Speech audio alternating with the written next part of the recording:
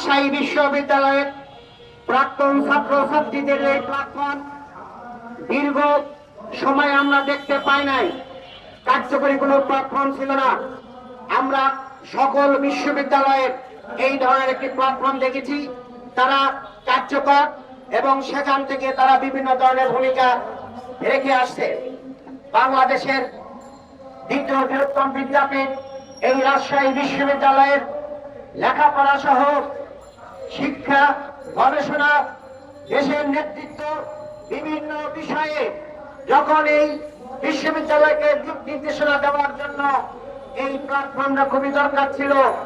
একটি সুন্দর একটি ঘোষণার মাধ্যমে যখন কার্যক্রম শুরু হয়, আমরা দেখেছি সারা বাংলাদেশ থেকে ছাত্র ছাত্রীদের ব্যাপক সাড়া আমরা পেয়েছি এবং অল্প সময়ের মধ্যে মাঝখানে রমজান এবং ঈদের ছুটির মধ্যেও ছাত্র ছাত্রীরা যেভাবে সাড়া দিয়েছে, আমরা অল্প সময়ের মধ্যে ৮,০০০-এর উপরে সদস্য হওয়া দেখতে পাই।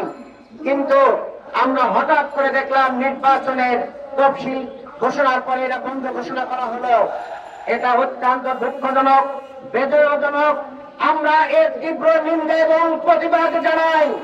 এই কার্যক্রম নিঃসন্দেহে ফ্যাসিবাদের একটা কার্যক্রম, যে ফ্যাসিবাদ 15 বছর আমাদের উপরে চেপে বসেছিল। ছাত্র জনতা তাদের বুকের তাদের রক্ত ঢেলে দিয়ে রাজপথে ভূমিকা রেখে ফ্যাসিবাদকে উৎখাত করেছে। এখন এই গণতান্ত্রিক পরিবেশে কোনো বৈষম্য থাকবে না, এইটাই বাংলাদেশের মানুষ মনে করেছিল। কিন্তু নির্বাচন করার অধিকার সবার অধিকার, নির্বাচনে অংশগ্রহণ করা সবার অধিকার। এই অধিকার কেন আমাদেরকে বঞ্চিত করা হচ্ছে, এইটা আমরা বিশ্ববিদ্যালয় প্রশাসনের কাছে জানতে চাই। আমরা বর্তমান অন্তর্বর্তীকালীন সরকারকে বলবো, আপনারা একটি সুন্দর নির্বাচন দিবেন বাংলাদেশে, কিন্তু তার আগে ছোটখাটো নির্বাচনগুলোই তো আমরা দেখতে চাই। আমরা রাজশাহী বিশ্ববিদ্যালয়ে এই ধরনের ঘটনা ঘটল, আপনাদের কাছে আমরা জানাবো, দ্রুত এর কারণ উদ্ঘাটন করে আপনার পক্ষ থেকে একটি নির্দেশ সেখানে যাবে এবং দ্রুত সময়ের মধ্যে নির্বাচনের ব্যবস্থা করবেন। আমরা এখানে বেশিরভাগের যে থাবা দেখতে পাচ্ছি, যে ষড়যন্ত্র দেখতে পাচ্ছি, আগামী দিনেও তারা জাতীয় নির্বাচনে এই ধরনের ভূমিকা রাখতে পারে। অতএব শুরু থেকেই ওই ষড়যন্ত্রের পৃষ্ঠা ভেঙে দিতে হবে। যদি কর্তৃপক্ষ আপনারা ব্যর্থ হন, তাহলে আগামী দিনেও আপনাদের উপরে এই ধরনের ষড়যন্ত্র ছাড় হবে।